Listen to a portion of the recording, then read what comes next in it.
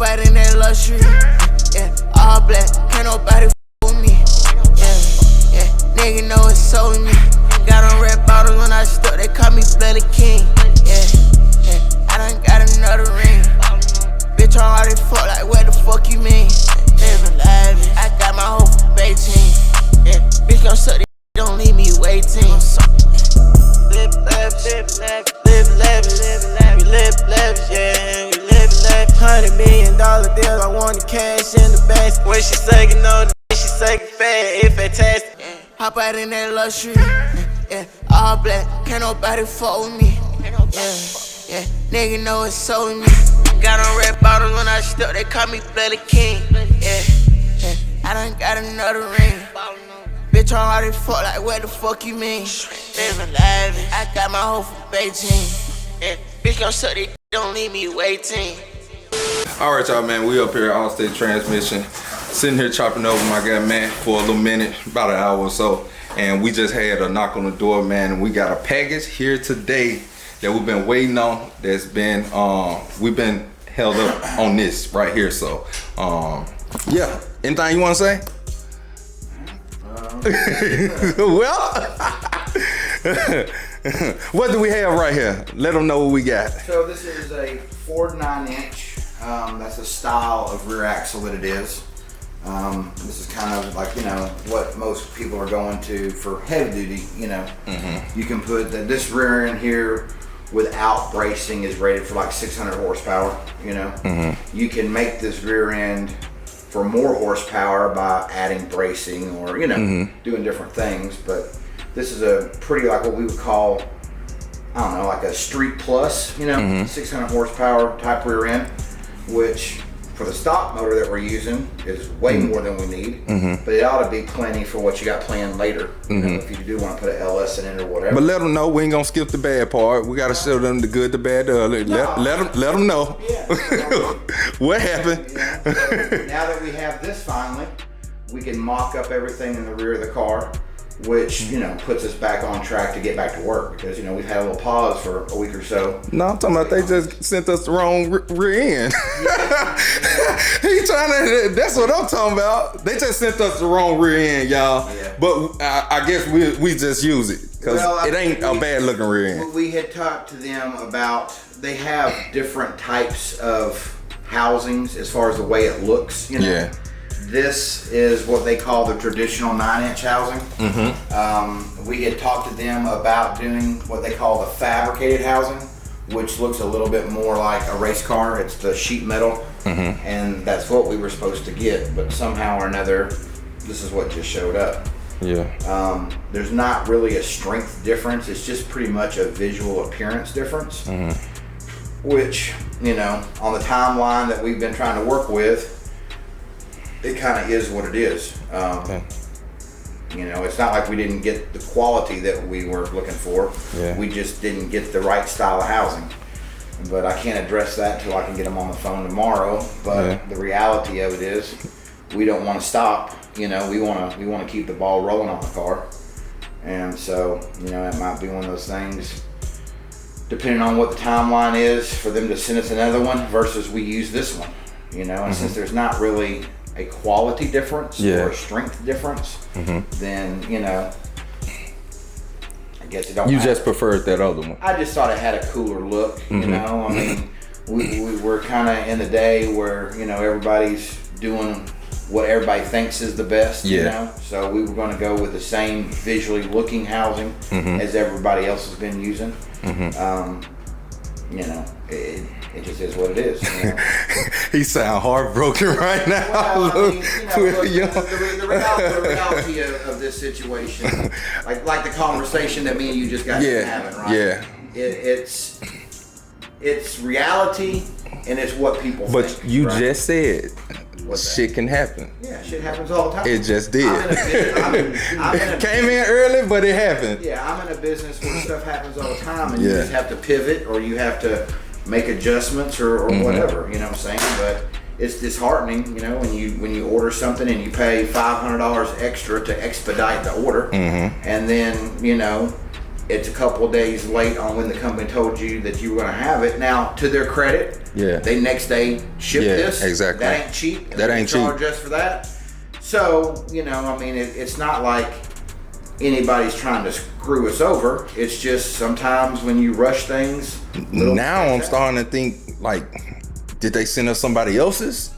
That's where I'm kind of nervous. By looking at that measurement, I don't think so. You don't think so? Because our measurement on our rear end is. It wasn't too far from the stock. It's as almost as short as you can physically go without having to move the factory mounting points of the suspension. Okay. And if you notice, and you got them. If you look, those are what they call the short ends of the axle. Those are shorter than normal, and we are right up against the brackets. So I have no doubt that's the right rear end. As far as what we ordered size-wise, exactly. The only thing that looks like there might have been a goof up on is just the style. The style of the way it looks. Which, like I said, has nothing to do with performance. It's just a visual difference, you know. Okay. So, you know, it just is. It is kind of, at this point, it is what it is. But you know, that just kind of gets back to this whole conversation that we've just been having about this car. Yeah. And you know, like I told you from the beginning, just let them know. Let it out. You have to listen to what a customer tells you, and you have to advise that customer the best way you can, right? Yeah. So if a customer comes and tells me, hey, I need this, this, and this done, and I need it done by this date, then it's my job to be honest with the customer and tell them I can't do that. Yeah, but if it's not realistic. But I can do this, because the last thing you want to do is make an agreement, shake somebody's hand, take somebody's money, and then not deliver, right? Exactly. So I think the big confusion seems to be with the internet right now is, one, I don't think people listen, right? They hear what they want to hear. Yeah. I don't think they listen, even though I think you do a pretty good job of like explaining things, you know, like I've seen you do that. I still think that people don't listen to the details of what we're talking about. Yeah.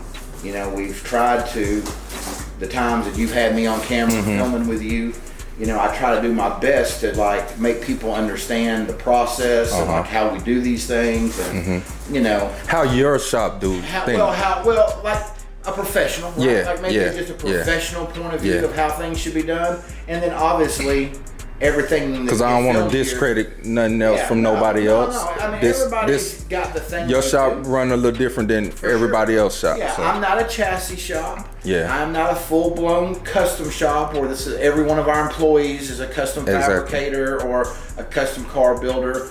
We all, the guys here, have a different skill set. We all have done, you know, like I said, I used to have a restoration company for over 20 years now. So we have built plenty of frame-off cars and full custom high-end, you know, big dog, as everybody wants to say it, cars. But the thing about that is it's the time to do that kind of work, right? Yeah. And if a shop is set up and has been spitting out that type of work, it's easier for them to turn something out faster than a shop like me, where this is not what we focus on every single day. Yeah. And we make promises and commitments based upon promises and commitments that we have to all of our other customers, right? Because I can't promise to do something for one customer that you can't do for the next. I can't do for the next, you know? So with us and the type of business that we are and the diversity of the work that we do, I'm not going to promise something I can't deliver on. And you know, this has kind of been the situation, like with this car and this build, is we made some decisions based upon what I told you I could do. Exactly. And the time and that you told me I had to do it. I advised you the best way I thought I could. Yeah. The reality is because of you wanting to make a show or, you know, had things that you wanted to do, I tried to guide you in accommodate that. What I think we lost sight of is that anything that you don't do to a certain level, now everybody wants to hate on you, right? Yeah. And they want to try to act like either maybe you can't afford it, or, you know, like I'll say, as dealing with you for almost a year now, there ain't never been a bill that you ain't paid. Yeah. You know what I'm saying? There ain't never been a discussion and I told you we need this much money on this day that you haven't showed up. I mean, how do you get all these kind of parts here this fast if somebody ain't writing a check? Yeah. You know what I'm saying? So the money is not even the thing. The thing is time. Yeah. You know? I told you in the beginning, I don't want to make a promise that I can't make good on. Exactly. I don't want to be in a situation where there's any hard feelings. And, you know, we've become, you know, pretty good buds. And, you know, like I said, I just want to keep it 100. Yeah. But it's crazy to me. You make decisions on a project based upon not money, but time. Like everything that we've done on this car was because you really wanted to make it to Rick Ross. Exactly. A bunch of your friends were going to Rick Ross. You wanted to have this car there this year. That meant something to you. So we were trying to put together a plan that would guarantee that the car would be at Rick Ross. Yeah. Somehow or another, the internet has decided that because we made a plan based upon time, that somehow that equates in the ability to do it based on money. Yeah. Which is crazy to me. But, you know, I guess people are going to say what they're going to say, or they're going to make their own conclusions based upon what they hear or whatever.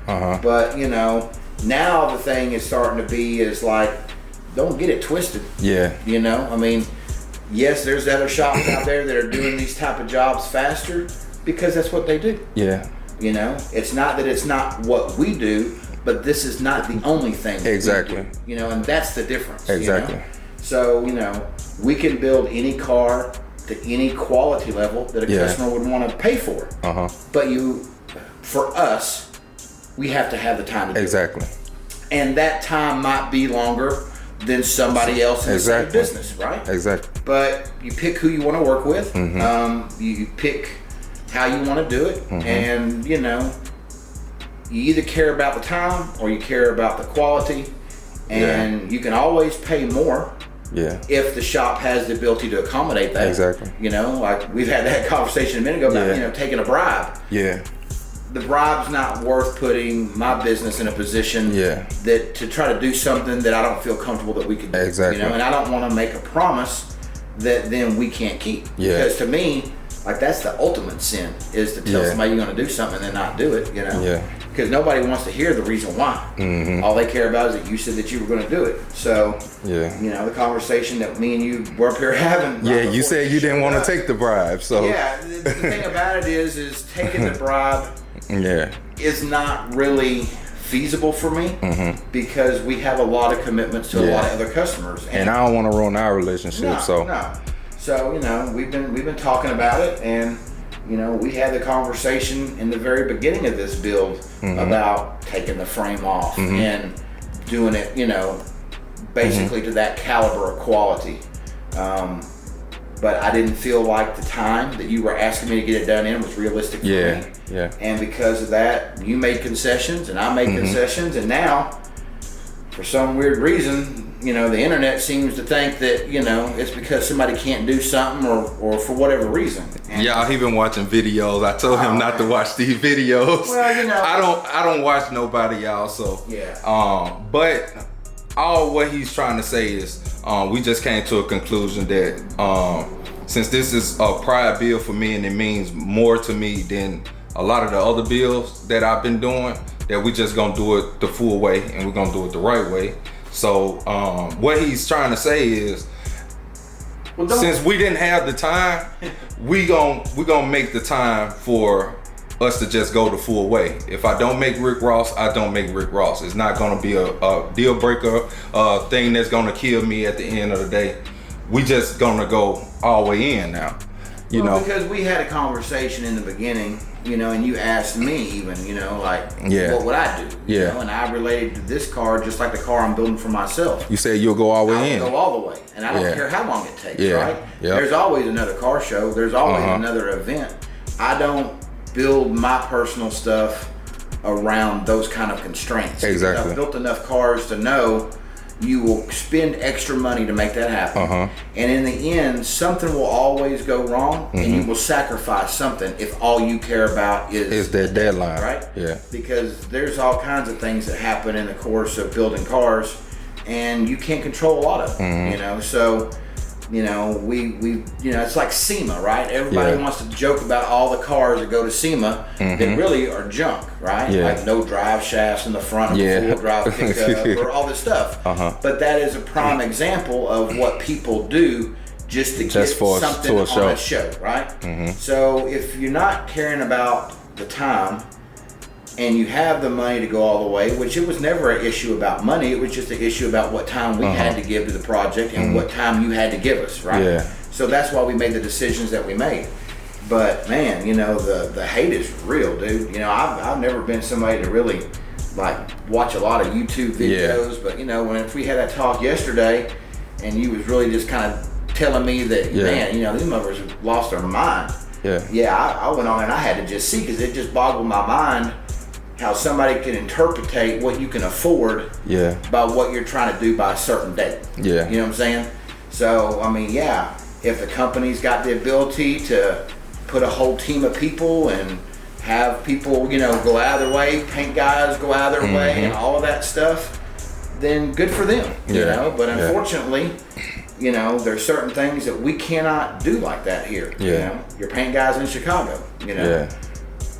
But don't get it twisted, you know. I mean, we can. I mean, we already. I mean, we got some stuff that we working on. We got some stuff up our sleeve. So don't just count me out because I can't make it to one show. Well, that's what I'm saying. That's the whole thing. Nobody can count me out. I don't know why anybody would count somebody out based upon when you finish with something that you're doing. You know, like, I mean, if you're doing it, you're doing it. Like, exactly. Ain't no faking this stuff, man. This is real money. This is real work. And it ain't cheap. No, it ain't cheap. It ain't cheap. Ain't nothing we got was cheap. It wasn't cheap. We ain't took a shortcut. We ain't turned a corner. Well, I mean, here's the thing, though. Some people interpret shortcuts because you didn't do what somebody else did. Everybody's build is for that person. The day of worried about what somebody else is doing is crazy to me. I grew up in a time where I didn't care what nobody else was doing. I cared about what I was doing, you know? And if somebody had something that I thought was nicer than what I had, then it just gave me the motivation to do more. But at no point in time can you take away from what somebody has done that's important to them. You know what I'm saying? Like, who can judge somebody by what color they decide to paint the bottom of their car? Who can judge somebody by what brand of wheels that you have? You know, I mean, people say all kinds of stuff, man, but like, this is the real world. We're all real folks trying to make it through, trying to raise families, trying to, you know, have balance in our lives. But yeah, you got some people, you know, in the bleachers that just... That's why they're in the bleachers, though. Well, they're not on the court. They're not in the game. No, they're not. Sidelines talking about the people in the game. You know, and that's to me the weakest position. Like, it doesn't really bother me per se, because you're paying to get in the game and I'm getting paid for the game. So I mean, like, I don't know, but like I told you in the beginning when we talked about this car, I told you, if it was me, I wouldn't care about the car show. I'd care about the build, and I would do everything that was in my heart's desire to do. And I think, you know, you're trying to do the both, right? Like, you're trying to do something nice, but also have realistic goals that you want to make too. But, you know, as the car builder and the guy that owns the shop that we're doing the car at, I just didn't want to promise things that I didn't think we could deliver on. So we didn't go as far as we could have. But, you know, it's looking like that maybe for you, the car show's not the most important thing. After you had some time to reflect on it, maybe getting the dream and doing the build exactly the way that you want to do it is the most important thing. And if it is, then that. And I really don't want to pressure the quality either. Even with the chroming and all that, I mean, I thought about a lot, and a lot had to hit me though. Sometimes it do take for people to fuel your fire for you to actually come to reality, like what you really wanted to do, and just going through with it and executing it, and not having too much of a deadline and a stressful time on yourself. I work better not under stress. You know what I'm saying? Does, so like everybody, that's why we have such a pleasant environment here in our shop, because we don't make promises that we can't deliver on. You know, we tell a customer a realistic time frame to fix their vehicle, and we try to make that happen. Sometimes things happen that's out of our control, but it wasn't like we weren't trying. You know exactly. And like this car, you know, we're pretty much, even though we lost a week that we weren't planning on losing, that week we have the ability to make up, right? Because we've also got a lot of things kind of behind the scenes, prepped and ready to go that will speed up the reassembly process. Exactly. But, you know, like after the conversation today, when we really get to the heart of hearts of it, who you doing it for? You're doing it for somebody else, you're doing it for a show, or you're doing it for you. And if you're doing it for you, then we go all the way. You know? We go all the way, so. And you know, if for some reason the stars align and it's ready for Rick Ross, cool. But I'm not finna focus on that. No. I don't even want to put that in my head no more because I just don't want it to live there. You know, sometimes when you just plant that right there, you get stuck with it. So I don't even want to put it in my head no more, honestly. You know, I just make another decision. You know. So, you know, like I said, we can definitely stay on the project, but you know, like I'm gonna have my Trackhawk anyway, so. Yeah, well, I mean, the thing about it is when you start doing cars and you start spending this kind of money, why would you make a sacrifice for a show? You know what I'm saying? Like, obviously there's things that people want to do and go to, and you plan for those things. It's like a vacation, right? Like you plan for a trip. When something comes up in your life and you can't go on the trip wasn't more important than life. You know? Like the show. You want the man to go to the show, you're going to be at the show regardless, I'm sure. It ain't like this is your only car, you know? You building 2, 3 at a time, you know what I'm saying? So you would have something to go to the show with no matter what it was. It's not like you're going to have to miss it. It's just this car might not be 100%. And if it ain't 100%, you wouldn't take it out. You know, so as long as we kind of got that understanding, then we can do whatever, you know what I'm saying? We can pivot the because there's nothing that we've done so far that's really wasted time. Other than maybe a little bit of cleanup work, you know. And I mean, that wasn't wasted. I mean, you saying because what I'm doing now, I ain't have to do that. But no, because you was on vacation regardless, so it gave me content. I always look at stuff like it was content at the end of the day. And then it got it down to the parts that we would think that we got to work with. They kind of put us ahead of the game too. 100%. Yeah, because it brought out spots that we like, okay, we got to take care of this. You know, if you got a frame, like we talked before, if you got a frame that's really oily and greasy and got that caked up grease, it's hard. If nobody's ever sandblasted, they don't understand this. But sandblasting don't just easily take off everything. Take that stuff, Grease, when you sandblast it, grease has a tendency to like smear and move around. It just don't fly off. You know? So anybody that does powder coat, like if you take on a bunch of greasy stuff, they will charge you extra for having to clean all of that before they can sandblast if it's really bad, you know. So a lot of the work that you did was just cleanup work, regardless of what we decided to do from here. You know, so I mean, I broke down the bumpers, I broke down everything. Shit, it wasn't no waste of time because there's still stuff that had to get done, regardless. So absolutely, it's all a step in the right direction. You know, so I ain't done nothing that didn't put us ahead. Still, regardless. So it really wasn't that we lost. Because I broke it down. When you got back, it was broke down all the way. I don't feel like it was any time lost. I'm just saying, if we make some decisions to do some things a little differently at this point, we didn't waste any money and we didn't waste any time, right? Sometimes when you make a decision to do different things, it costs you because you already went down that other path. And good thing we was right there to where we caught it. And you know, I'm kind of a firm believer that everything happens for a reason, man. You know, so maybe all of this little woo-de-woo whatever, you know what I'm saying? Maybe it just really... I'm not going to lie to you.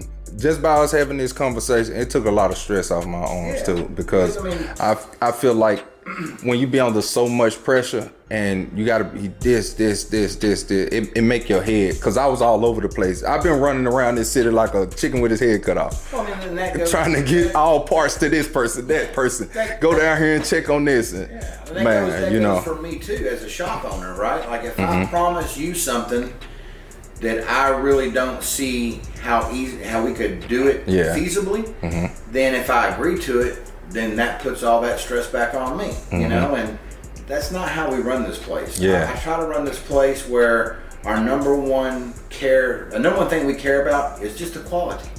Right? Like we always want to be mindful of how long something takes, but at the end of the day, every thing or every minute I save a customer, if something goes wrong because of it later, do we really save anything? You know? Really did. Like you, if you make sacrifices based upon what your original in your mind was the plan, because of time, are you really getting what you want? No. You know, so. Because so we can be clear with them, we did wanted to do the frame off from the jump. We just it was the time frame, and now we back to it to where we just gonna do it on our time now. If anybody is watching this that's been following you for a while, they'll know that we started building the LS motor for this car over what, 14 months ago. Yeah. But and got all the parts. Well, yeah, I mean, we didn't even show them everything. The short blocks built, the heads are ready. All we have to do is just put it together. You know what I'm saying? And we've been at that point for a long time. 14 months. Yeah. Right? But when you couldn't get the wheels that you wanted, and you were adamant about that you wanted that specific wheel, then it didn't really make sense to keep spending money on a project that you were going to be stuck on, because you can't build a custom car unless you have the wheels. Yeah, exactly. You can't do chassis work, you can't do rear end work, you can't do really any of that stuff until you have the wheels. Yeah. So that's what originally pumped the brakes on this project, was the wheels. And then, cause we supposed to be far ahead. We'll be done in the streets by now if them wheels wasn't just being honest. That's the whole full way that we was talking on doing it, you know, we would have been all the way through. So that's the same reason, like when you did get the wheels and we did pull the trigger on this build. That was one of the things that was a decision factor for how are we going to build the car. Exactly. Right? Are we going to take the time to finish the LS and do all the LS? Or since you have a perfectly good motor that's OG, do we just leave it like that? Because of time frame. It's not about money so much as it is about time. And if you've got a shop that's telling you they can't do it for you in that time, then you have to respect that, which you did. And we figure out if that's the only thing you care about is that show, then we'll figure out what we can do and can't do to get you to that show. Get there, right?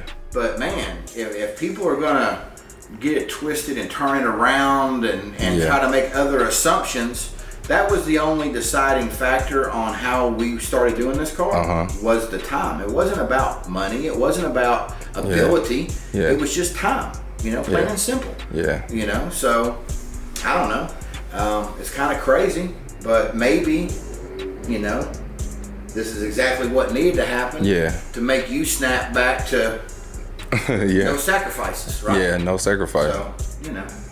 So, like I said, I'd rather just go all the way. We down to the nitty gritty. And I ain't worried about the time no more, honestly. I mean, if you're not worried about trying to do something in a borderline unrealistic time, then you can do a lot more. And you can be a lot more. It's like it just affects everything, right? Like colors. How hard is it to pick colors when you're stressing about? It's hard. I gotta pick a color that the powder coater has the powder, because we don't have the days to lose to order the powder. Like when you're stressing about time, it affects every decision. It's just like building a house or going and picking out an outfit. Like if you gotta be somewhere with some different clothes on in 30 minutes, it ain't the same as hanging out with you wear to an event a month out, right? Like I mean, it's just you make decisions based upon time. And if we can step away from the time and step away from a very hard to achieve for us deadline, then we can, the sky's, you know, the limit's the moon, man. You can do whatever you want to do. You can get as detailed and as crazy as you want to get. You know? And that's kind of, I think that's what we was going for in a way, and we was jeopardizing that, trying to really trying to make this show. We're sacrificing some of the original plan to fit within a time frame. And that's somehow, you know, like that's gotten twisted up somehow, and I don't really understand how all that works, and I don't really get caught up in it. I only started watching YouTube after me and you met. So I'm not wrapped up in that world of comments. But that's why I was like, man, don't go watching videos. I don't watch it because I don't like it. I don't let stuff get to me like that. But you know, you still, at the end of the day, I have to show people that, hey, I'm doing everything everybody else is doing, and we doing it at our pace. We doing it at our own time. You're living a little bit in a different reality than what I live in, because fact of what you do and how you make your living, and the people that follow you and that are dedicated to watching everything that you do, like it does make a difference a little bit, right? And nobody wants to have anybody tell them they can't do something for whatever reason. Like that's the number one way to get somebody sideways is to tell, like you don't tell anybody they can't do something. Because you never know what somebody's capable of doing. Exactly. You know, I've never judged somebody by the way they looked or the way they talked or what they drove. You judge people off of who they are. So for someone to judge somebody, like for someone to make a comment about me and they never seen the whites in my eyes. Exactly. You strange. Yeah. You know, like y'all some strange. There's some strange people out there in the world. There's some strange people, so you know that's just what we signed up for. Honestly. Yeah, but for me though, that's not. You ain't signed up for that. You know what I'm saying? I ain't fixing to have somebody pick me apart because somebody put a sticker on a part wrong. Like, to me, that whole all that kind of stuff is just crazy. Yeah. But I do understand that people are making comments and maybe drawing conclusions based upon something they see, something somebody else said. Like, I guess I kind of get it. It don't make a lot of sense because I don't live in that world. Yeah. But I guess if that's all you had to do was to critique what somebody else is doing versus you doing something, maybe that makes perfect sense, right? Like if you're well, I don't see nothing nobody else be doing in a way, so I mean, like I said, you can't. They only see us. I look at other people's builds just for ideas and inspiration. It's not for copycatting. It's not for keeping up with the Joneses. I look at anything in the car world just as inspiration and because I'm an enthusiast, right? Exactly. I love art. I love cars. All the way down to the pretty women that model on them for a picture. You know what I'm saying? So I love everything about it and I have my whole life. But I have constantly over the years seen people hate on other people because maybe theirs wasn't as nice as the other car. Like I've said this before in some of the videos. I learned judging car shows years ago. That man's car that's $20,000 car means the exact same to him as that man's car that's a six-figure car. Exactly. To those two individuals, their cars matter just as much. Maybe even more so for the guy that didn't have the big money. Exactly. Because it took more for him to get that. Right? So, when you take personalities and social media guys that are making big moves and doing a lot of things, like how could anybody just make the assumption about somebody based upon what somebody else said? Like I don't know how that works. It's not the world that I live in, but I see it now. Like when you first met and you were kind of telling me backstory on some stuff and if I do that, man, they'll go ham. And I'm like, well, you go ham, But I see it now, right? I'm like, wow. These people out here really is like that. They get like that. I mean, like we was talking about earlier, you told me numerous of times, you was like, bro, don't get that McLaren. You don't need it. Well, I said that for a multitude of reasons because one, all those exotic cars are super problematic. You know what I'm saying? And you have to ask yourself, is the juice really worth the squeeze? I mean, you bought one and didn't even get the chance to enjoy it before problems started happening. Now, granted, that was probably because that car had those issues when they sold it to you. But like, that's kind of the way those cars go. And too, because people say what they gonna say. So I was just explaining to you that earlier, and you pretty much know the time frame which I had the car. Had the car 3 weeks before it even made it here, because they didn't want to paint the car until you bought the car. So the sad part is the time that you physically owned it versus how long you got to sit in the seat. Exactly. It's kind of because I owned it for 2 months, and that's what a lot of people didn't realize. It sat in the shop for a month. And it sat up there for paint for 3 weeks, and it took a week to get to me. So that's a little over 2 months. I think a lot of people, man, are just looking for any way to twist something up and change the narrative. And at the end of the day. But I'm glad because it keep me grounded. It keep me like I can't let up. It keep me on my toes, on my P's and Q's, what I should say. Well, maybe in this situation, anything else, It made you realize. And it taught me a lesson. What we was talking about. Taught you a lesson on the McLaren. And also maybe. Well, not the McLaren. I'm talking about this. Oh, this? Well, yeah. Because well, it let me say, why am I trying to push myself to this time frame? And I really wanted this type of car in my head. That's what I was planning on building with the car. And I was sacrificing all that for a show. Yeah. So. Well, I mean, yeah. I mean, 100%. Yeah. You know, when you came to me in the very beginning. You said don't sacrifice. You said don't sacrifice. I don't like to say that, but the reality is we had this discussion in the beginning, you know. Yeah. And I bribed and you. And you wouldn't go. He wouldn't take it now. Well, because, look, man, it's just like the situation for me in my own car, right? Mm-hmm. I got plenty of cars that I'm working on, that I'm doing projects on, and friends of mine cars that I'm maybe helping them with, you know, just because we're buddies or whatever. And the thing that I've always been really conscious of is if I'm telling a customer I'm behind, right, and that I'm going as fast as I can go, and they come up here and I got one of my own personal cars in the shop and the employees are working on it or I'm working on it, I'm not really being honest to my customer. Exactly. Right? So on my projects, most of the time, and you know this, here, you don't see too many of my projects in the shop. At all. I got a shop at my house. I can do pretty much everything at my house that I can do here.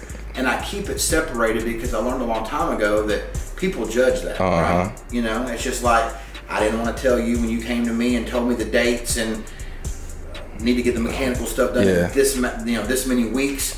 Like, I can't do that. Yeah. But here's what we could do. You know, here's a option or here's a alternative that we could make happen. We could hit the marks and make the deadlines. Exactly. And you could still have a fantastic car that you can go and drive, you know. But in the very beginning, that's not really what you wanted. You wanted something a little nicer. Yeah, you know? I did. And, you know, if we end up flipping the script a little bit right now, then that's just going to give you a better product in the end. Exactly. And you just kind of have to matter what's important, you know. Yeah. I tell a lot of customers, you never think about how long something took once you accomplish it. Exactly. You know, I mean, my car, I've had a car for. But I told you my scary problems though. It was where I didn't set a timeline and it screwed me, you know. And I mean, it sucked, you know, by putting all that money into that car and that car sat outside with somebody, and out of all the stuff I did up under the hood, all the hours it took me to clean the frame and all that, all the new parts that I put on where the bolts got rusted and the, you know, and also you have to kind of also be 2 years with the hood up. You have to be willing to just judge the situation as it unfolds. The reality is when you hit the 6-month mark and the car is pushed outside, that would have been the time to just go get your stuff and count your losses. But we're all guilty of trying to work with people. We're all guilty of trying to have the best intentions, but yet let things maybe go further than they should. And sometimes I didn't want to snatch it from him because he kept saying he was busy. This came up, you know, it goes like that. And he ain't like the money wasn't paid because I paid him up front. And I think that's another where I messed up, kinda. But you told me I can't give you no money up front. What's my rule on money? Yeah, you said I can't give you nothing up front. Because y'all, honestly, tell them I try to pay you everything at once. Because I told him I don't like owing people. That's just me. But he said I can't do it because now they're leading to other problems, and you didn't want to go down that road. Because the first thing that happens is when a customer, let's say you're dealing with somebody perfectly honest, right? And the money is secure. Right? A lot of people, you pay them the money up front, the money's going to be gone. And your car's going to still be sitting there because they're robbing Peter to pay Paul. But let's forget about that. Let's say you're dealing with somebody honest, right? And that every penny that you give them is accounted for. Either on the books or in physical form. Okay? The next thing that happens in that situation is if there's a hiccup or if we get busy in another part of our shop and there's a week or a month or something that happened, there's not a lot happening and you couldn't be on that. Then the first thing the customer says is, well, what's the holdup? I gave you all the money. Versus understanding that, look, this is not the priority business that we have here. We fix a lot of, I mean, you know how many I know. here. We fix a lot of custom and fixed up cars, but that truly is not our business model. Exactly. Our business model is engines, transmissions, drivetrain, and general repair. We are the type of shop that makes sure that you can get your kids, get to work, make your money, A to B. Those type of cars are our bread and butter. Yeah. Right? That's how we make a living. Exactly. Everything else here is fill-in. It's fill-in, like the custom work. It's scheduled work. It's all scheduled work, and it's all used as fill-in, you know. Now, just like with people, I'll be telling, hey, he do frame knots and stuff like that. That's all fill-in work. That ain't nothing that you go about. Exactly. Y'all not a frame fabrication shop. Since everybody wants to talk about like these donk builds, you know, we're not them. Yeah. You know, I don't specialize anymore in frame offs. Yeah. Do we have the equipment? Do we have the skills? Do we have the contacts to do it as good as anybody? Absolutely. But that's not what we do every day. Yeah. And I've never said that that's what we do every day. Yeah. You know? And what happens with a lot of these builds they come in here for one thing, and then you find 10 more things that are wrong. So the job that came in scheduled for, let's say, 2 days, 4 days, a week, whatever, that ends up being 2 or 3 months worth of work. And now you already got the car here, and the customer waited to get here, right? So you're not going to kick them back out and reschedule them. You're going to just kind of try to roll it in. Everything else, and then, but you have to have the time, you know? So when you first came to me and you threw your wallet at me, and I told you, sorry. Yeah. You know, there's no way I can do a complete frame off. There's no way I can do that stuff in the time that you're telling me I had to do it. Yeah. And I don't want to stress about it. I don't want to commit to it and be stressed about it. I don't want you to be mad at me because I'm that guy, you know, that didn't do it. So we made all the decisions just based upon that and that only. And man, it just seems like, you know, some people done lost their minds. You know, I've never understood why somebody cares what somebody else is doing. It's theirs. It's like me telling you I don't like what you wear. It's none of my business what you wear. It's you, you know. So car is the same way. I mean, it's a personal preference for everybody what they want to do.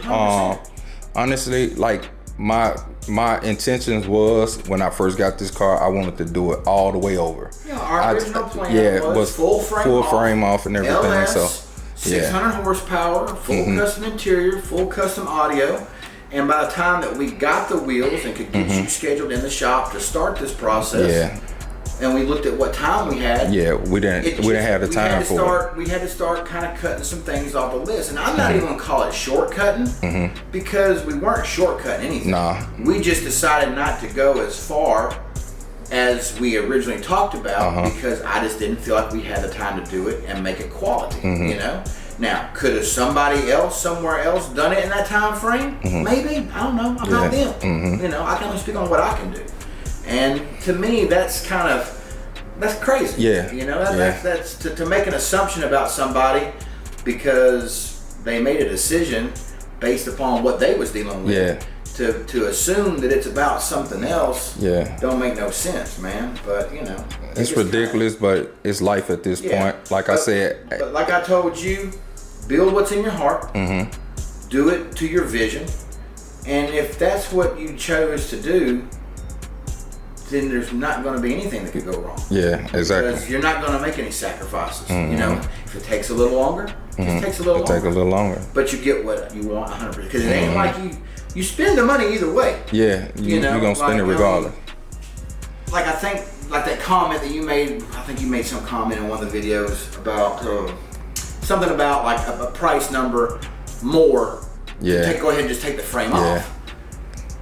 I said 9,000. Yeah. Well, I mean, it's not really just the difference in money. It's also the difference in time. You know, like some people will say. But a lot of people, I think, took it the wrong way because I was explaining to where my car sat right where it was because I paid for it to already get broke down, and that's days I done paid. So it wasn't like that ain't add up into that price. I think a lot of people got it wrong because they thought I was saying at the price it was right there. No, that was just they add-on number.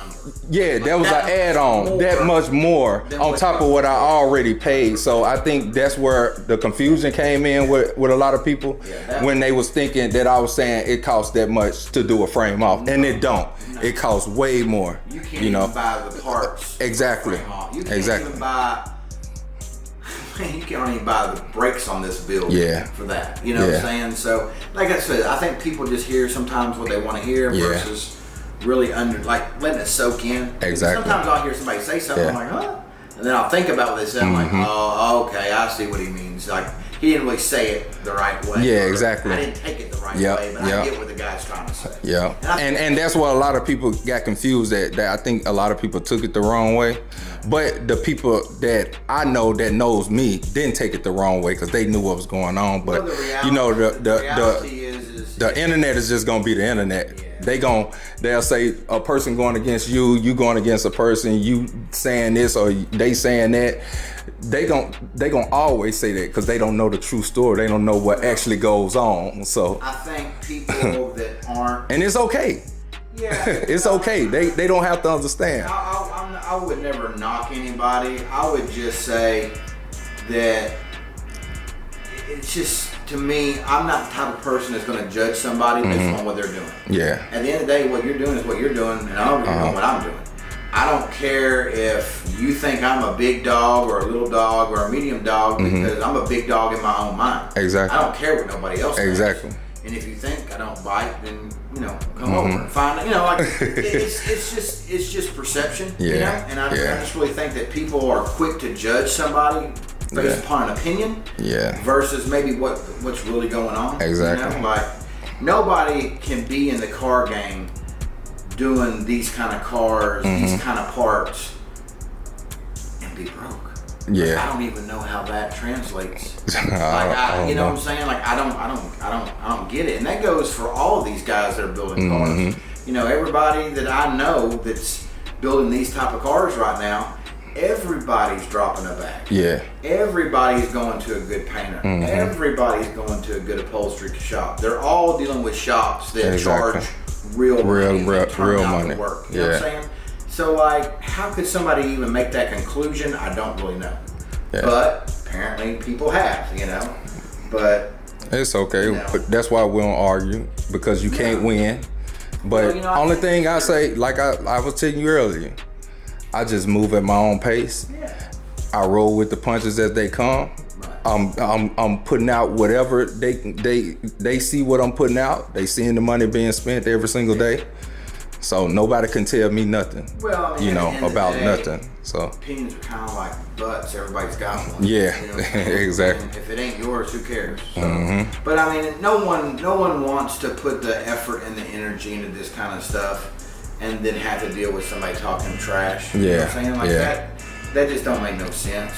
It ain't like you're not out here doing things and making things happen. I mean, it's crazy to me the amount of cars. That I push out. That you have in rotation. Because it ain't just about how many you push out. There's a lot of behind the scenes things. Finding these cars, getting them bought, getting transportation, getting them here, making decisions, getting parts, getting with people that's doing the things that you're not doing yourself. Pain and making deadlines on yourself for different things. That's real work, man. That's real work. That's real money and that's real work. You know? I know because I've ordered a lot of the parts for these latest builds, and we've had to pay extra to get stuff here on time, and we've had to do that. I've had to come in on an off day just to get some little try stuff, to fix a problem to make sure we stay on track. We've had to paint a car in 19-degree weather, to make a deadline. So there's always going to be things that you have to do to make something happen, and that's really where the hard work comes in. Yeah, it ain't just picking up the camera. That's hard work. Exactly. Too, but it ain't just that. It ain't just that. I think that's what a lot of people think it is. They think you just picking up the camera and that's your life. Well, probably for a lot of YouTubers, that's true. Yeah, that's true. Yeah, it really is. The ones that sit at home and probably recording at home and they not doing that. I watch a guy that's got a bed sheet in his, on a spare bedroom of his house, and his whole channel is nothing but critiquing what other people are doing. Bro, what is you really contributing to? Maybe you're funny, maybe you're not, or maybe it's entertainment, maybe it's not. I don't know. It ain't none of my business. Everybody, it's free world. Everybody do what they want to do. But I would just really ask that person if I was face to face with them, what is you doing? You got something to say about what everybody else is doing. but your whole job is just to talk about it. It's easy to critique when you're not in the, like it's easy to be the coach when you ain't playing. Exactly. Right? Everybody's a coach, right? Yeah. From the bleachers. Yeah. But they ain't in the game. And they ain't the head coach. Yeah. You don't have to be the star player. It don't matter what position you play in because you're playing. You're in there. That's kind of like, I hate to get like all philosophical and stuff, but that's part of what's wrong with this world. Yeah. Everybody's so worried about judging what somebody else is doing that they ain't even worried about what they doing. You know what I'm saying? That's crazy to me. I was kind of raised country, and you said what you meant, and you meant what you said, and you keep For sure. playing, you know. And like we've had this conversation. Yeah, all the time. I apologize sometimes for myself because I have no BS, right? Like I just say it like it is. Yeah. Some people. Me and you, we always up front with each other. We don't hold back. No, we that's get why what's we've out. gotten along. Yeah. That's why we work good together because I'm not going to tell you something you just want to hear. Exactly. I'm going to tell you the truth. And he going to tell you too. I'll bust the bubble. Because. But I like that, and I promise you, that's the reason why I stuck around because you ain't feed me a load of bullshit. I mean, and I'm just being honest with it, you know. I mean, my job every day is to be honest with people. You know, I have found years ago that BS and cutting the corner does nothing good. It does nothing good, even if it's a little one, man. Like I can't tell you how many times back in the day dealing with customers when I was first learning the business side of things and learning how to run a business and deal with problems. Something would happen and maybe you would tell the customer a little white lie. It really wasn't a lie. It was just you made the situation a little different. A little better for they won't get the attention. You trying to hold, You're trying to keep the feelings down, right? Yep. And it would never fail. It would come back to bite me in my rear. I know. That was me working at the rim shop that I was working. Then somebody starts questioning your integrity, right? And start questioning how honest you are. Yeah. So about probably 20 years ago, I just decided I don't care what it is. Yeah. I'm just gonna tell it like it is. Yeah. And if I lose a customer, that's a customer you shouldn't have. That's a customer I don't want, Yeah, right? exactly. So like, even to this day, we'll be working on a car. I got a couple of them out here right now. Major electrical problems, been in 2 or 3 other shops, and we're trying to straighten it out. And you heard me tell a guy, I don't know. Yeah.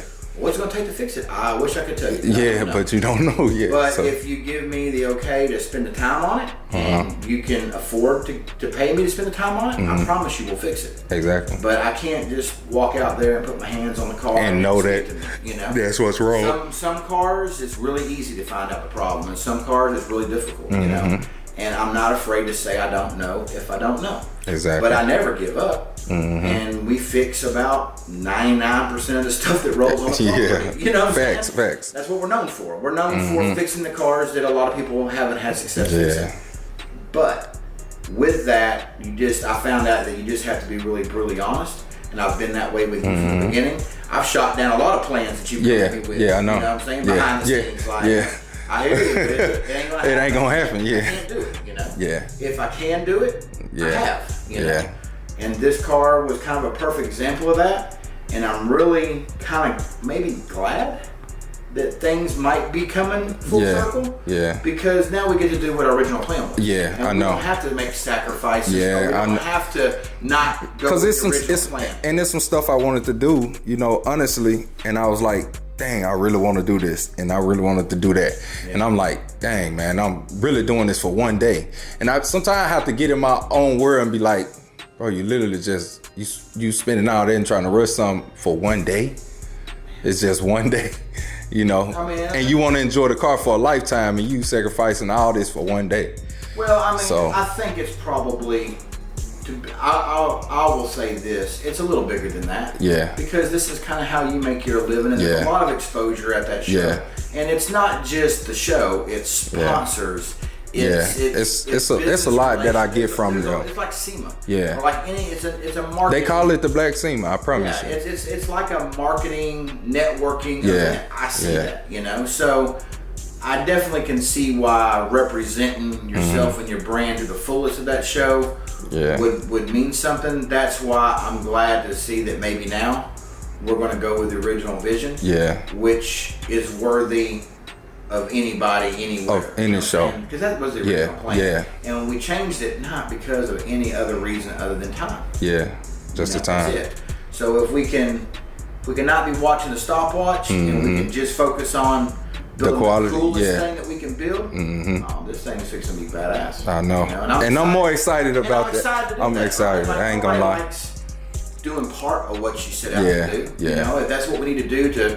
I kind of been down about the whole situation because I was like, man, bro, I honestly, because I really didn't want to do it that way. Yeah. And I kept trying to force myself to believe I wanted to. Yeah. And it was just not really what I wanted the whole time. And so that's why I was telling you, I was like, man, if I'm gonna do it, I'm gonna do it, bro, because I don't want to sacrifice that. And plus, like I said, it was a tribute for my son. So I was like, man, I don't even want people to even think I a little bit half stepped on this because I'm doing it all for him, and I don't want to put no time frame on him. You know, so I mean, there's certain things in life that you just have to work with what you got, time wise or money wise. I mean, that's just a reality for everybody. But like, this project really wasn't about the money because we'd already had this discussion over a year ago. Yeah. You know what this stuff costs. Exactly. You got enough people that you know that's doing this. Yeah. Like, it's not rocket science to figure out what this stuff costs. I think it's a pretty common knowledge that if you're going to build a full frame off, everything touch car, it starts at about 6 figures. You know, now if you've got ability to do stuff yourself, or maybe you're in the business and you've got contacts that can work. Obviously, maybe someone could do it cheaper than that. But for the average person that's not going to do much of anything themselves, whether they're dealing with one shop or they're dealing with multiple shops, the number gets up there pretty quickly. You know what I'm saying? I mean, it got up there for me. I'm almost at that 6. So I ain't gonna lie, you know, I'm almost there. When you don't cut corners, and that still ain't me adding up every single thing, you know. It's just, and that's the other thing, too, man. Like, it's the little things that add up. Yeah, it's the little things. Everybody knows what a set of rims cost, and you can pretty much guess, depending on your budget, what a paint job costs. But when you start doing all the little tricks, even all paint jobs, you can't really. When you go into the best and you think about you got to replace, if you got to replace a quarter, if you got to replace this, you got to. The better shops are not going to give you a price. Exactly. On what we call restoration, because you can't see what's underneath the thing. We've had plenty of cars roll through here that look really nice. Like, I wouldn't have judged them to be nothing but a nice car. Take that car to the sandblaster and bring it back and see what you got. There's a lot of stuff that's been hidden. There's a lot of stuff that's been like improperly repaired before, and nobody can see that. It's like when somebody asks me how much to build a transmission. I'm smart enough and good enough at what I do that I can shoot you a range, kind of best case, worst case, because we know roughly what it costs. But can I tell you the penny? No, because I don't know what broke in your transmission. Until I can get it apart and see it, I can't give you to the penny price. I can give you a realistic expectation of what it's going to cost you. But or if you was just coming in here, hey, I want to rebuild my whole. Okay, well, we got a price you to rebuild the whole thing. I mean, smack new. We do have you set price because we do so many of them. But it's just hard to. Well, I can't say it was in set price because you got to think about the level of the transmission bill also, especially if you got some power or something like that. If we're just talking about transmissions, if we're talking about like the top 5 transmissions we build the most of, we've got set pricing on those. Whether it be a stock rebuild, a level 1, a level 2, like we do enough of those that we pretty much know about exactly what it's going to be. And a few of those 5, like probably 3 of those 5, we do have standardized pricing because we build everyone the same way. And we know exactly what the parts cost, and we know in that particular transmission exactly what fails and what tears up. And so there are certain situations that we can do it. But most of the time, if somebody's shooting you blanket numbers, like just give me a number and it better not be a penny more, well, that's easy. I'll just charge you more than I normally charge. I'll just tell you more than I normally charge, and that way I cover myself. But if you're being honest with somebody and you're trying to fix their car and really do what they need, then sometimes it's hard to give somebody an exact price because you don't know what you're gonna find once you get in there. You know, so I'm glad to speak on this. I'm glad that we finally got this piece. Because this is what's been holding us up all week. So. And I'm a little relieved too. I ain't gonna lie to you. Well, I think just because I really wanted to do it the right way, and we was kind of jeopardizing that. So like you keep saying, keep saying the right way. And the right way is what you want. Yeah. There's no right way to build a car as far as talking how far you go, right? Like that's the crazy thing to me for someone to say, well, if you didn't take your car off the frame, you didn't build it right.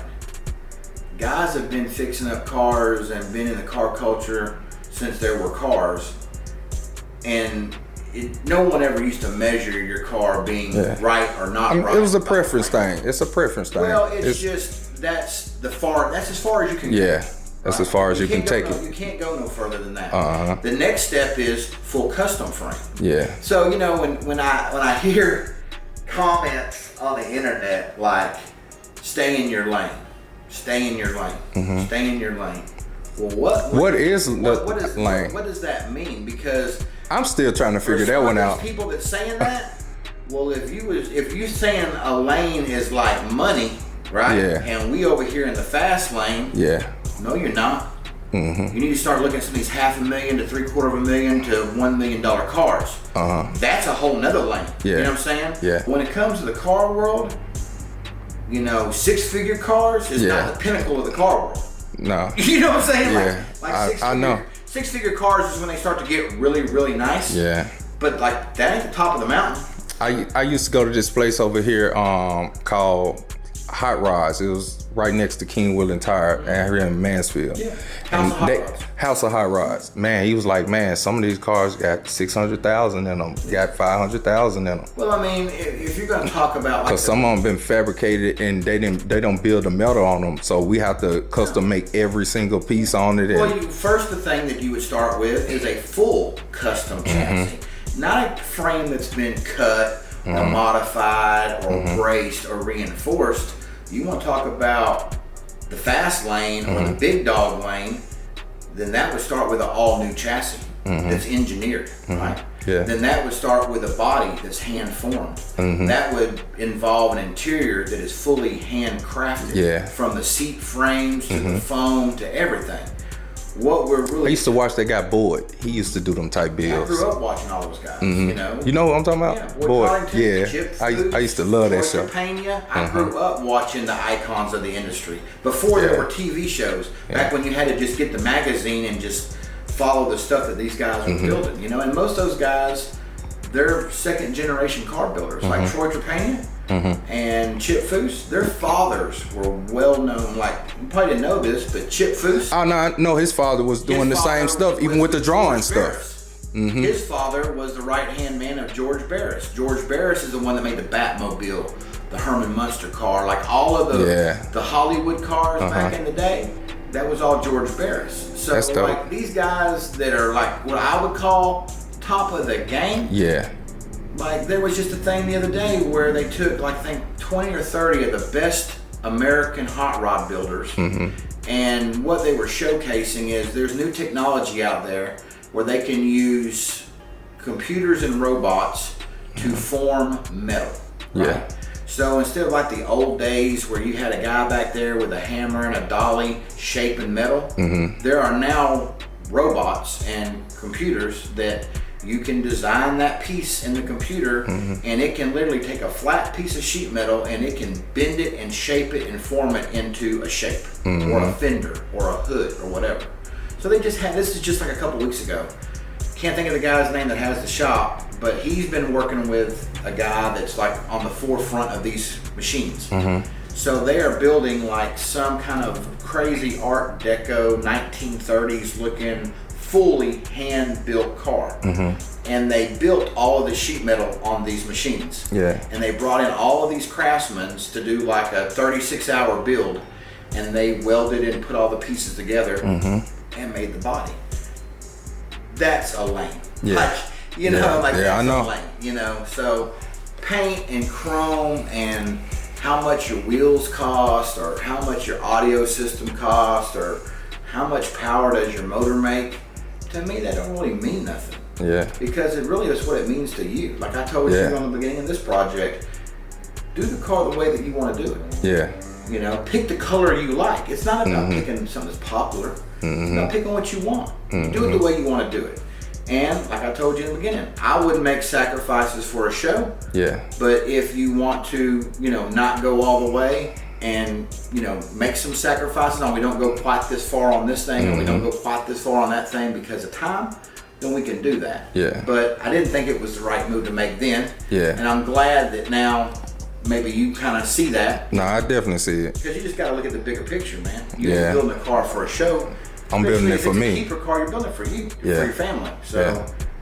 do what you want to do, and don't let nobody make you change what your original idea was. Right? Exactly. Because if you start doing that now, Yeah. where do you stop? Exactly. You know what I'm saying? Exactly. And there'll always be another show.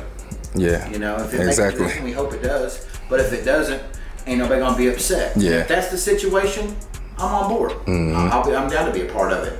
But I just, like I told you again, I just didn't want to be stressed about Yeah. not making good on something I said I could do when I really didn't think it was doable. Yeah. With the other work that we have, That y'all the have, commitments yeah. that we have. Yeah. Like if this is all I had to do, Exactly. You know? sure, Yeah. no problem. We You go know, with it. unlimited budget, you know, and Yeah. and you know, we could pull in all kinds of people. Yeah. You know, but it just it's not realistic. You know Yeah. what I'm saying? And Yeah. it's not the only thing that we had to do. So that conversation doesn't work. You know. Yeah. But It's all good. yeah. Cause I mean, like I said, this really changed up how I feel about everything, and it got me more excited about going the way we're going now versus Well, the whole thing what we is was doing You're because supposed to be excited. exactly. Right? Like if you're not I really wasn't excited. Honestly, like If you're I doing was something- so stressed out on just trying to make sure everybody met whatever deadlines everybody else, because it's when you got so many shops involved, I wasn't trying to let them down. I wasn't trying to let this person down. I wasn't trying to let you down. And I'm like, fuck, like it's stressing me out because I don't want to let him down. He's way out of town. Then the other guy's out of town with the Well, top. So the more complicated and the more moving pieces, yeah. and the more deadlines you put on yourself, the more stressful it's going to be. And you get really, like I kind of like with my build, right? I've had a lot of setbacks. I'm putting up the car on the back burner. And I have to sometimes, like when I go to check up on my car where it's at getting fab work done, I have to really catch myself and like, man, look at what you got. Yeah. You know what I'm saying? Like, yeah, I wanted it to be done a couple months ago. You know, I wish my guy would. You did tell me. Yeah, we all wish things would happen Yeah. a little faster than they're actually happening. Especially if the shop gets busy, or like my guy that's in my car fell on the ice and broke his wrist. Yeah. Well, how you gonna be a metal fabricator with a broke wrist? You ain't doing much, right? Yeah. And so you have to be flexible, you have to understand, and you have to just kind of keep your eye on the bigger picture, which is what we're building, not how long it takes us to get it done. Exactly. Because when you're doing custom cars, you can't have that as your only focus, right? It just doesn't make sense. It's not feasible. Exactly. To just be like, no matter what. And I've known, I've had plenty of customers who are that way. I'll bring it back later. Yeah. Huh? Like you would show up and not build, like, you know what I'm saying? And we've done that before. Yeah. SEMA is a perfect example of probably a lot of really good builders that get pressured into bringing stuff to that show that is not right and not finished. Yeah. But they've got commitments, they've got sponsors, they have to show up or they get exiled, you know? Yeah. So you end up bringing some caca, you know? Yeah. Like, Yeah. and I don't want anything to roll out of this shop that I wouldn't be proud to say I did. Exactly. And I wouldn't want anything to roll out of this shop that we weren't given the time to do it as best as we could do it. You know, because that's one thing that I've said for a really long time, and this can be applied to everything. You never remember how long it took to do something once you achieved it. You know, it's like me. I've had my car 14 years. I spent 3 years just accumulating parts, motor, transmission, suspension. Yeah. You know, these parts that you need to even start building the car. And then you get so far and you run out of parts. Okay, well, now we got to accumulate more parts, you know? Yeah. So, you know. So I think it's kind of, back with what you're saying, I think that's why it's kind of rougher on us, or well, I would say on me, because I'm trying to get all the parts within a certain time frame, all the work within a certain time frame, and I didn't plan ahead. You know, like if we would have ordered all this stuff a year ago because we knew we was gonna do it, then it would already probably been here, and that would have helped it us. Hindsight, everybody wishes they had that. Yeah. Right? You know, shoulda, woulda, coulda.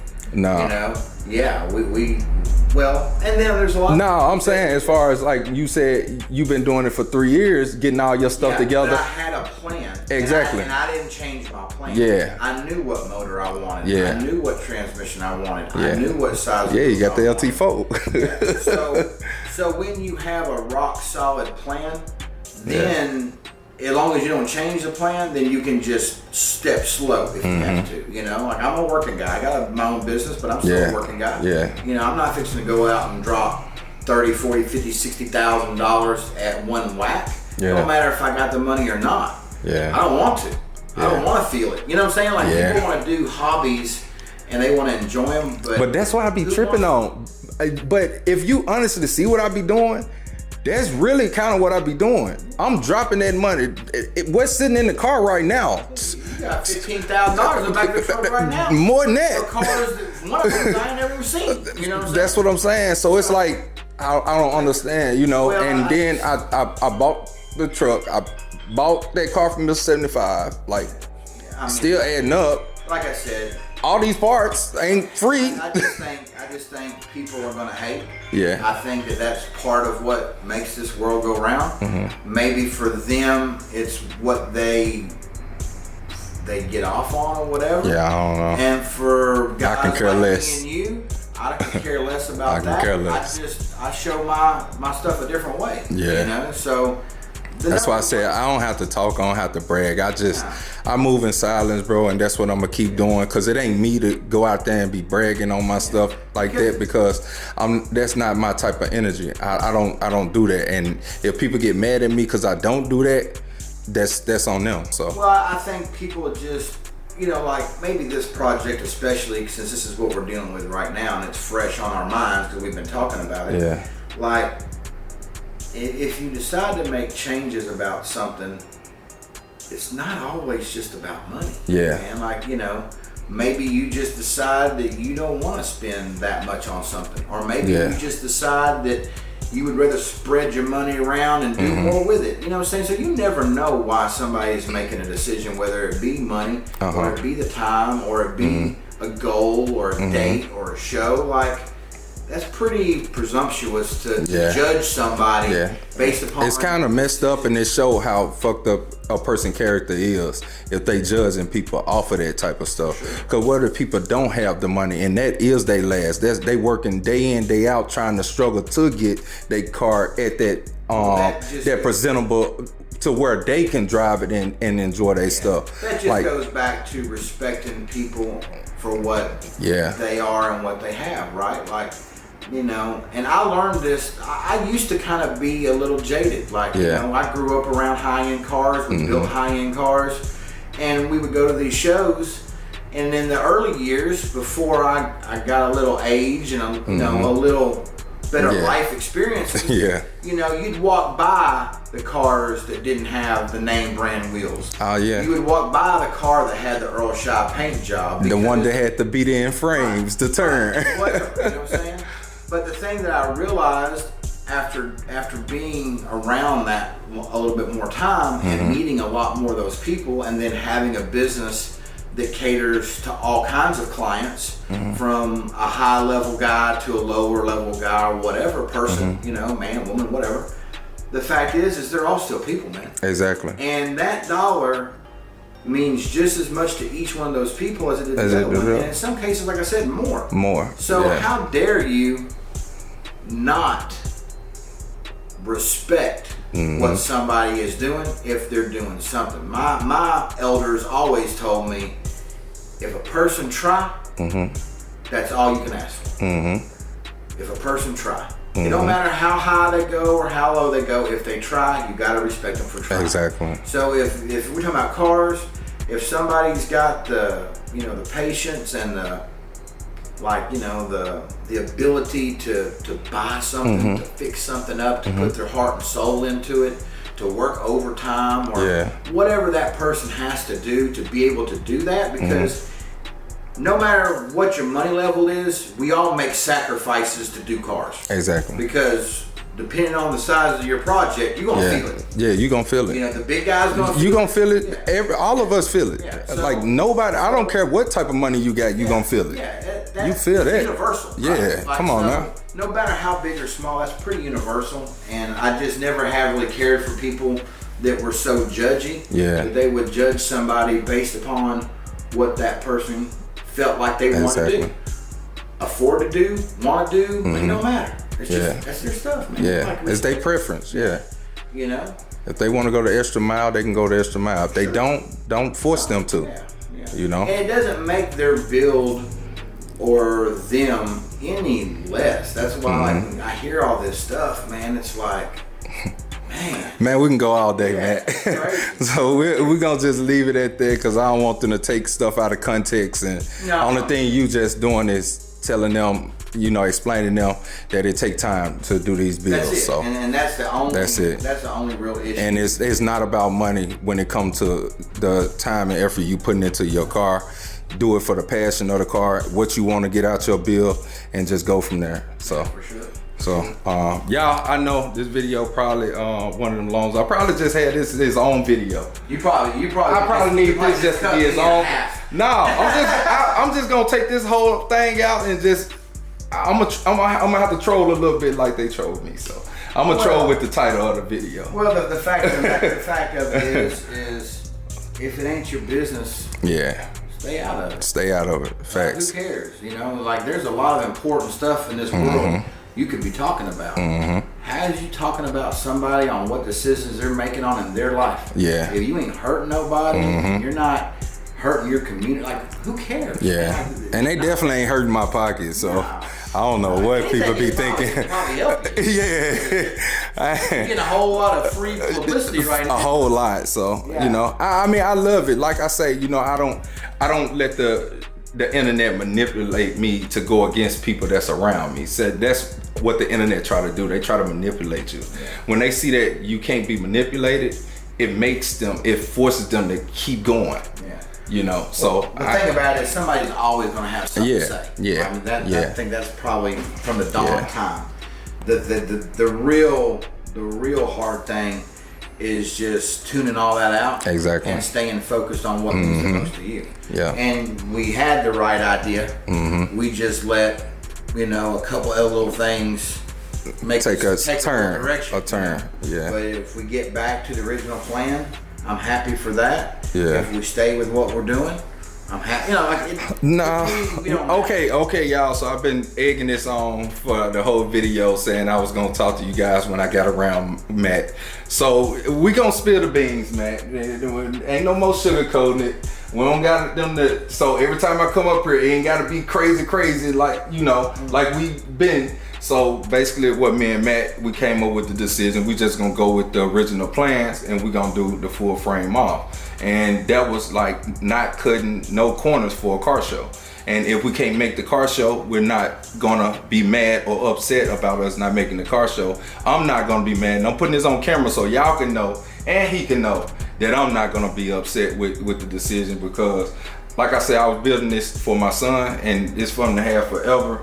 But I always pictured a certain way for this car to be built, and I tried to get that, but I sacrificed that because I was just trying to go to Rick Ross show. So now, the hell with his show, I don't care. I take the track out, I'll be good. Well, like I got my dually. We never know how it's going to play out until it plays out. But as long as, you know, as far as like me and you in the business side of it, as long as we have the understanding, we'll do the best we can, and how it plays out, then we ain't gotta be stressing each other. Exactly, you know? Exactly. And we're all gonna be trying to get it done as quickly as possible.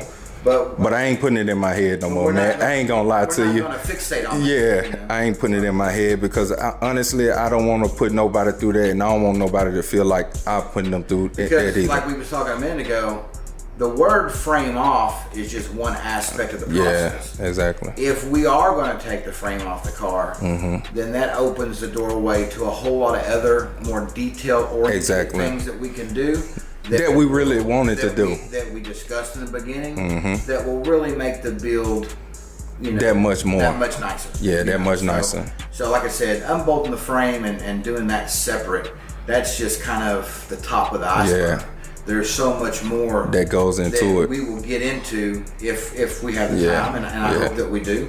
Because and like what you said, I think it's good that we're doing it like this and you're able to explain, because I think they so used to just seeing other people just give them what they're giving them, and their perception is wrong of what a frame office actually is versus what you have to do and what you have to put into it, the man hours that it takes to do some of this stuff. Well, and I think you explain it a lot better than me sometimes. It's a lot of things. It's logistics, right?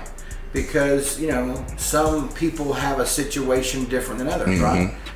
We're pretty lucky. Our powder coater's pretty close. He does blasting. But our powder coater, because we're in Texas and we have a lot of good weather, they sandblast outside.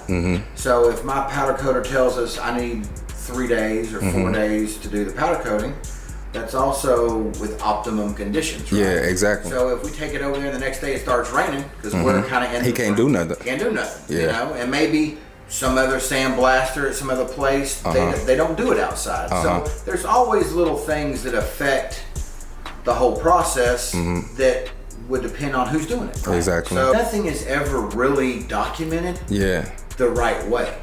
Car building shows on TV. Yeah, they not. YouTubers. Yeah. No, I have yet to see many YouTubers that actually break down the whole process, and the ones that do, and the build series is a year.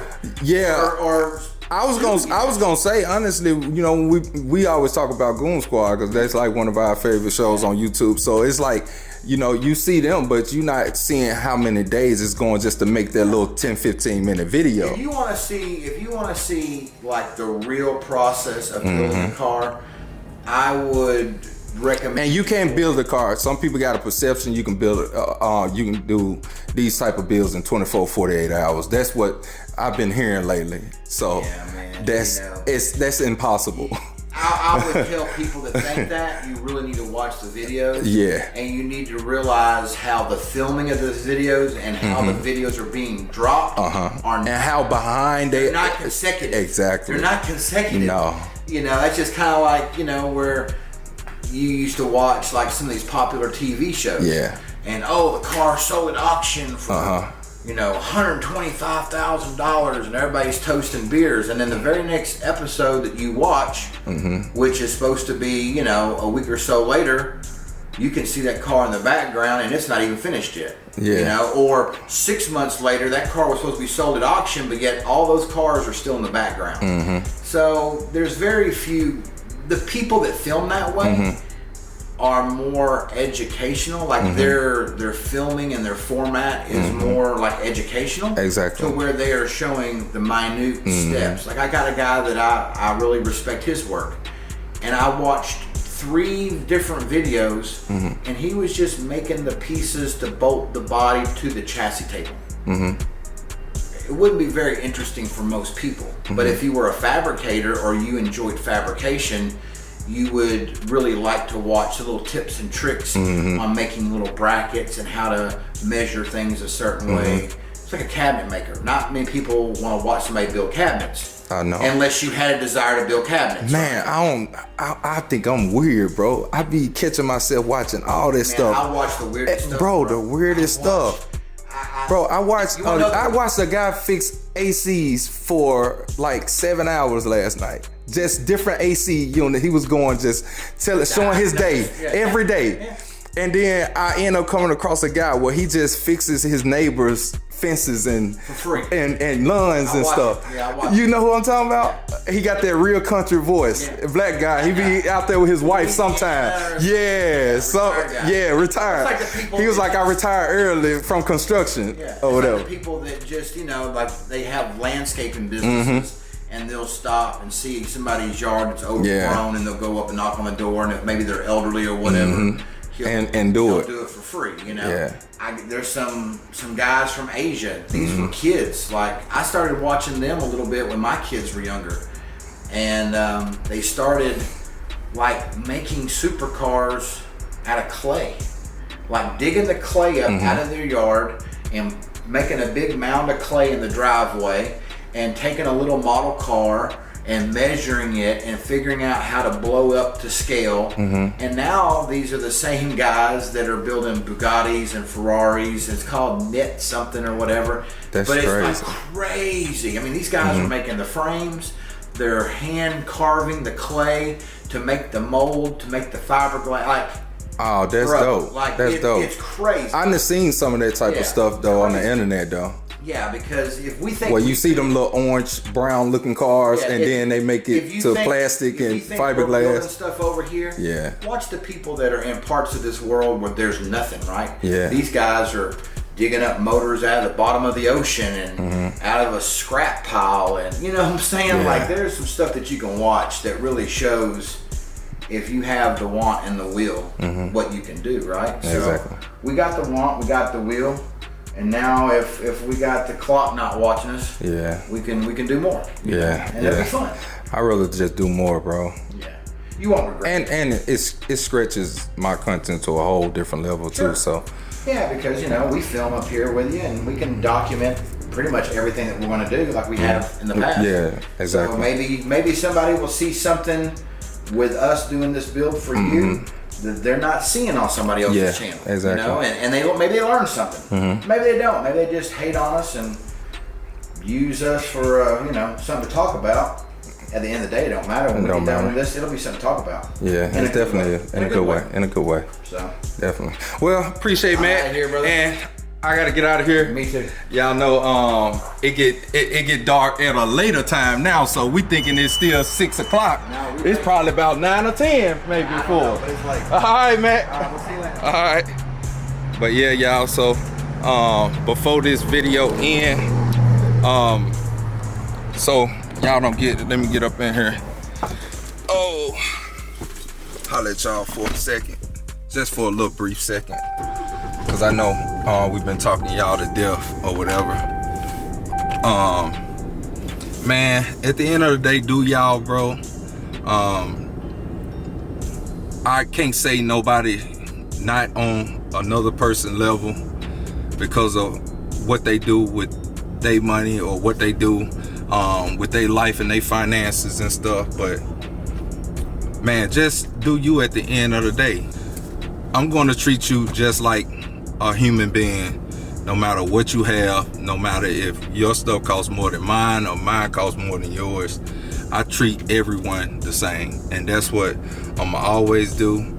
I never look at myself like I'm better than nobody, and I never say nobody is better than me, because in your head you always gonna be the best to you, you know. There's no points to prove to nobody. And like I was telling Matt, man, this whole time I'm thinking I want to go the route I was going for Rick Ross, and the whole time I didn't, because I had this vision in my head on how my car should be, and he kept telling me you need to do the car like you want to do it and not just for a show, you know. So like I said, I'm down here, other shops, other places, man, you know, that's their ability to do whatever in their time frame. This his ability to do it in his time frame, and I got to go by his time frame because that's what my car is, and that's just what it is, you know. So I love what I do, and like we was talking about, so you know, I'm just gonna go my route, and my route is to go all the way in. I'm talking about, I got some stuff lined up with PC, where PC gonna come down here, he gonna paint stuff. I was gonna keep it a secret from y'all, but no, man, PC wanna see me win just as much as everybody else that's around me. And a lot of people, I know y'all be trying to put me against people, but that ain't gonna happen, because y'all can't predict what goes on in our life or what happens in our life. And that's not gonna be it. Huh? Well, I gotta try one I gotta try the ones on in the back seat, and then the OBS truck is at Carter. Honestly, I ain't want too much up in here with you. I mean, I was gonna say them in my back seat. The other ones are in the bed for the OBS. It's whatever you want to do. If you want, I can drop the OBS ones if you want. Yeah, if you want to, just turn around up here and back up the door. Okay. That way you ain't gotta have them right around the back of the truck. Okay, okay. And I ain't want to scratch it. Yeah. Talking about that before we got on our whole other deal. So yeah. I was like, dang, he's finna leave with all them wheels. Yeah, bro. I scratched up a set of wheels like that by being in my bed like that because I drove too far. Back up to the back door and we'll unload them. Okay, okay. But yeah, y'all, man. Man, yeah, bro. Just do y'all, man. Quit trying to put people against each other because it's not gonna work, bro. And it's not gonna happen. And I wasn't even gonna speak on this situation or nothing like that. But like I said, bro, I move in silence and I don't have nothing against nobody else and nobody have nothing against me. And what y'all are trying to put together is not even true. And nobody is on the internet even talking about me at all. So if y'all only knew how much everybody talk to each other that's around each other. So yeah, y'all will learn one day. So I appreciate y'all, love the support. Get y'all tickets right now for the OBS and the CUTLASS build giveaway, 2 giveaway winners. And yeah, I'll catch y'all on this video, man. Peace. She popped the sand, the bitch is sleeping. My cool too fast, police done see me.